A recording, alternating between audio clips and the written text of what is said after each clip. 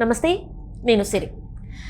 చంద్రబాబు నాయుడు గారు అయితే AP మంత్రులకైతే ranking అయితే ఇచ్చారు. కానీ ఆ ర్యాంకింగ్లో పవన్ కళ్యాణ్ గారు ఇంకా నారా లోకేష్ గారు అయితే చాలా లాస్ట్లో ఉన్నట్టు అనిపిస్తుంది. మరి దీనికి సంబంధించి మరిన్ని విషయాన్ని మనకు తెలియజేయడానికి మనతో పాటు ఉన్నారు ప్రముఖ సీనియర్ జర్నలిస్ట్ జగదేవ్ గారు. నమస్కారం సార్. నమస్కారం సార్, ఇప్పుడు చూస్తుంటే ఏపీ ముఖ్యమంత్రి చంద్రబాబు నాయుడు గారు అయితే మంత్రులకి ర్యాంకింగ్ ఇచ్చినట్టు మనకు తెలుస్తుంది. అందులో ఆ ర్యాంకింగ్లో అయితే మరి లోకేష్ గారు ఇంకా పవన్ కళ్యాణ్ గారు లీస్ట్లో ఉన్నట్టు అనిపిస్తుంది. దీనికి గల కారణాలు ఏంటంటారు? అంటే లోకేష్ గారు లీస్ట్ ఏం కాదమ్మా. యాక్చువల్గా అయితే ఒక విధంగా ఫ్రాంక్గా జెన్యున్గా తీసుకున్నారు కాబట్టి ఆ ర్యాంకింగ్ సిస్టమ్ వచ్చింది. ఎంత ధైర్యంగా చెప్పడం పెట్టడం కూడా గొప్ప విషయమే. ఎందుకంటే ఈ మధ్యకాలంలో క్యాబినెట్ సమావేశాల్లో కానీ లేదంటే పార్టీ సమావేశాల్లో కానీ ముఖ్యమంత్రి చంద్రబాబు నాయుడు గారు ఇంతకుముందు కూడా సరిగ్గా 1 month బ్యాక్ 1.5 month బ్యాక్ మంత్రులు పనితీరు సరిగ్గా లేదని కొంతమందికి అక్షింతలు కూడా వేశారంట. Especially TDP మంత్రులకి. కూటమి వాళ్ళకు కూడా ఆయన చెప్పే హక్కు అధికారం ఉన్నాయి. ముఖ్యమంత్రి అంటే మరి అన్ని శాఖలకు కూడా అధిపతి కదా, అన్ని శాఖలు కూడా ఆయన అజమాయిషీ ప్రదర్శించే ఇది ఉంది.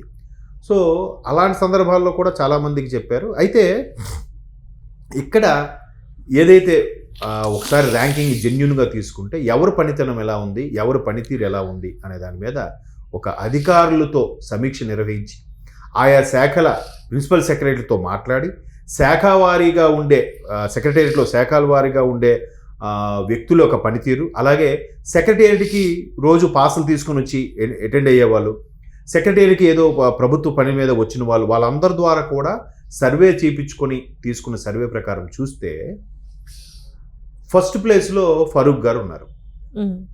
ఒక మైనారిటీ మినిస్టర్, బాగుంది. తర్వాత మొదటి ప్లేస్లో కూడా ఒక 4-5 ప్లేసులు చూస్తే ఫస్ట్ టైం మంత్రి అయిన వాళ్ళు, లేదంటే ఈసారి కూటమి ప్రభుత్వం వచ్చిన దానికి ప్రధాన కారణం జగన్మోహన్ రెడ్డి ప్రభుత్వం మీద విసిగిన తర్వాతే ప్రజలు కూటమిని ఇంత బంపర్ మెజార్టీ గెలిచారు కదా.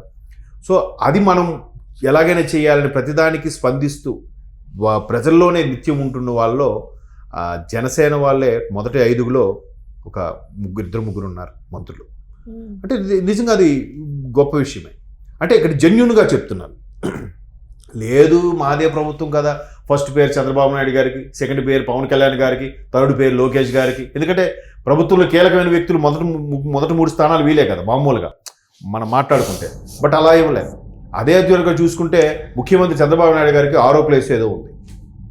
ఆ తర్వాత 6వ ప్లేస్ కాదు, ముఖ్యమంత్రి చంద్రబాబు నాయుడు గారు 6, 8, 10 నేను చెప్పిన ఈ 3 ఎవరైతే కీ రోల్లో ఉన్నారో ప్రభుత్వంలో వాళ్ళు ఒకసారి చూస్తే 6th ప్లేస్లో లోకేష్ గారు, 6th ప్లేస్లో చంద్రబాబు నాయుడు ముఖ్యమంత్రి గారు ఉన్నారు, 8th ప్లేస్లో లోకేష్ గారు ఉన్నారు, 10th deputy CM Pawan Kalyan.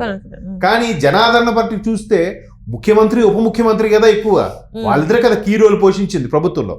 మరి పవన్ కళ్యాణ్ గారు 10వ ప్లేస్కి వెళ్ళిపోయారేంటి? ఈ మధ్యకాలం అనారోగ్యం అవడమో లేదంటే ఇతర రాష్ట్రాలకి క్యాన్వాసింగ్కి వెళ్ళడమో బీజేపీ తరఫున, లేదంటే దేవాలయాల సందర్శనం, వాట్ ఎవర్ ఇట్ మేబీ, శాఖల్లో ఉండే పనితీరుని సరిగ్గా కనబరచకపోయిన వాళ్ళకి ఇది ర్యాంకింగ్. ఇంకోటమ్మా, సీనియర్ మినిస్టర్లు ఎవరెవరైతే టీడీపీ కోసం గత ప్రభుత్వంలో అహర్నిశలు పనిచేసి వైసీపీతో పోట్లాడి కేసులు వేయించుకొని వాళ్ళ అరెస్టులు అయిన వాళ్ళు చూస్తే వెనక్కున్నారు 25 మందిలో. అంటే మన హోంమంత్రి అనిత గారు తీసుకోండి, మీరు అన్నట్టు అచ్చెన్నాయుడు గారు తీసుకోండి, పయ్యావల కేశవ్ గారు లాస్ట్ బట్ 1 ఆర్థిక శాఖ మంత్రి. ఎంత హీరోలు అమ్మది, 24వ స్థానంలో. ఆఖరికి సుభాష్ అనుకుంటా, వాసన్ శెట్టి సుభాష్ లాస్ట్ ప్లేస్. అది అంటే ఒక విధంగా అంత చివరి ప్లేస్ వచ్చినప్పుడు ఆ స్పోర్టివ్నెస్ తీసుకోవాలి. ఓకే, ప్రజలు మనకి ఈ స్థానంలో ఉంచారు, కష్టపడి చేయాలి. ఎందుకంటే ఆర్థిక శాఖ ఎంత కీ రోలు, హోంశాఖ ఎంత కీ రోలు.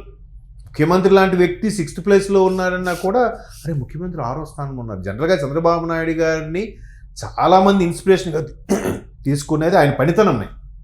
ఆయన రోజుకి 16 నుంచి 18 గంటలు కష్టపడతాడు. కోర్స్ ఇప్పుడు కొంచెం వయసు మీరింత తగ్గిందేమో, కానీ మొత్తం మాటలతో చేతలతో ఆర్డర్స్తో పరిగెట్టించవచ్చు, ఉరుకులు పరుగులు పెట్టించవచ్చు. అక్కడ కూడా కొంచెం తగ్గారేమో, పనితనం తగ్గిందేమో అన్నట్టుగానే వాళ్ళు జెన్యున్గా రిపోర్ట్ ఇచ్చారు. ఎందుకు తగ్గిందేమో అనుకుంటే ఆయన కూడా చెప్పాడు. ఇప్పుడు చంద్రబాబు నాయుడు గారిని నడుస్తున్న ప్రభుత్వం 4.0 4వ సారి. సో ఈ మొదట్లో ఏదైతే చాకచక్యంగా సడన్గా విజిట్లు, ఆకస్మిక తనిఖీలు ఇవన్నీ చేశారో దానివల్ల చాలామంది దగ్గర ఆయన వ్యతిరేకత ఎదుర్కొన్నాడు. ప్రభుత్వ ఉద్యోగుల దగ్గర, కొంతమంది దగ్గర అరే ఇలా ఉండకూడదు, మారాలి, వాళ్ళకి చెప్పే రీతిలో చెప్పాలి, ప్రభుత్వ ఉద్యోగులతో కూడా పని చేయించుకోవాలి. ఇంతకుముందు సమీక్షా సమావేశాలు నిర్వహిస్తే 2 గంటలు 3 గంటలు ఉండేదండి. ఇప్పుడు maximum half an hour 45 minutes అయితే మీరు బజర్ ఇవ్వండి, నేను ఇక్కడ క్లోజ్ చేస్తానని కూడా చెప్తున్నాడంటే.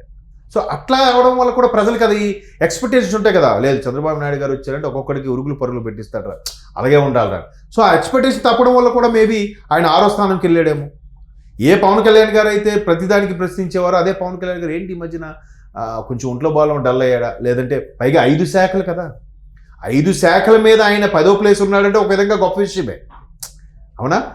ఒక్కొక్క శాఖ ఉన్నోళ్ళే ఎక్కడో లాస్ట్లో ఉంటే 5 శాఖల్లో ఉన్నవాడు అవుట్ ఆఫ్ 25లో 10th ర్యాంక్ ఉన్నాడంటే సమ్వాట్ బెటర్ కదా. సో అలాగా తీసుకుంటే లోకేష్ గారి పనితనం కూడా బేసిక్గా ఉన్నట్టేగా. ఆయన ఒక 2 శాఖలకి అధికారి, పైగా ఆయన ఎంతసేపు యువగలం నేత, పైగా యంగ్ జనరేషన్కి సీనియర్ నాయకులకి మధ్యలో వారధిగా ఉన్నాడు, అధికార పార్టీకి చీఫ్ సెక్రటరీ, ఇవన్నీ కీలక బాధ్యత పోషిస్తూనే 6th ప్లేస్లో వచ్చాడంటే సమ్వాట్ బెటర్. కానీ ఇక్కడ నేను మళ్ళీ గుర్తు చేసి చెప్పేది ఏంటంటే అటువంటి స్థానంలో ఉన్నప్పుడు కూడా జెన్యూన్గా ప్రజలు ఎలా అభిప్రాయపడుతున్నారు, సెక్రటేరియట్కి వచ్చి పనులు చేయించుకున్న వాళ్ళ పనితీరుని బట్టి వాళ్ళు ఎలా ర్యాంకింగ్స్ వేశారు, సెక్రటేరియట్లో ఉన్న ఉద్యోగులు ఏ మంత్రికి ఏ స్థానం ఇచ్చారు అనే దాన్ని జెన్యూన్గా ఇచ్చారు తప్ప దాన్ని మార్చేసి రివర్స్లో పెట్టేసి, లేదు 1st ప్లేస్ చంద్రబాబు నాయుడు గారు, 2nd ప్లేస్ పవన్ కళ్యాణ్ గారు, 3rd ప్లేస్ అనిత గారు, జస్ట్ లోకేష్ గారికి 4th ప్లేస్ మార్చి ఏదో డౌట్ రాకుండా ఉండడం కోసం అలా చేయలే. గత ప్రభుత్వం ఇలాంటి సర్వేలు కానీ ఇలాంటి సమీక్షలు కానీ ఎప్పుడైనా చూసామా అమ్మ? అన్నిటికీ బటన్ నొక్కుడే, అన్న చెప్పిందే వేదం, అన్న ఏం చెప్తే అది ఫాలో అయిపోవాల్సిందే. అక్కడ మంత్రి లేదు, ఎమ్మెల్సీ లేదు, ఎంపీ లేడు, ఎవడు లేడు, ఎవడైనా ఒకటే.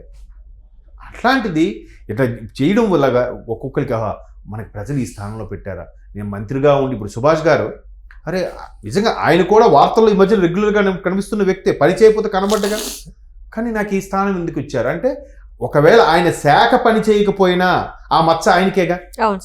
ఇప్పుడు ఆయన ప్రతిదీ ఆయన దూరిపోయి చేయడు కదమ్మా, ఆయన ఆర్డర్స్ పాస్ చేసి సంతకాలు పెడతాడు, సరిగ్గా శాఖ పని చేయకపోతుందని చూసే పర్యవేక్షణ అయింది, ఆ పర్యవేక్షణతో ఎక్కడ లోపించింది అనమాట.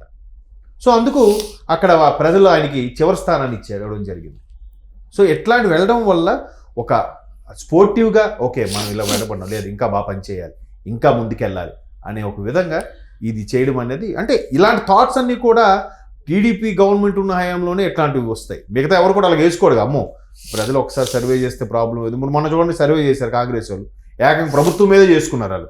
బహుశా వాళ్ళు చేసుండ్రు, ఎందుకంటే కాంగ్రెస్ వాళ్ళు సర్వే చేస్తే వాళ్ళ ఛానల్లో వాళ్ళకే రేటింగ్ రావాలి, కానీ బీఆర్ఎస్కి ఎలా రేటింగ్ వస్తుంది అంటే ఇక్కడ ఏదో సెట్టింగ్ ఉంది. సో అది వేరే సబ్జెక్ట్ అనుకోండి. మొత్తం మీద ఇట్లా చేయడం వల్ల ప్రభుత్వం ఉండే అధికారులకి, శాఖల్లో ఉండే మంత్రులకి ఏదైతే చంద్రబాబు నాయుడు గారు పనితీరు తగ్గుతుంది, మనం తగ్గుతున్నాము అని 2 నెలల కిందట సీరియస్ అయిన వైనం ఉందో, ఇప్పుడు ఇది ఒకసారి అద్దం పట్టినట్టు అనిపించింది. దీని నుంచి ఇక రికవర్ అవ్వాలి, విపక్షం వాళ్ళకి అవకాశం ఇవ్వకూడదు. దీని ప్రధాన ఉద్దేశం అది. Right sir, thank you so much.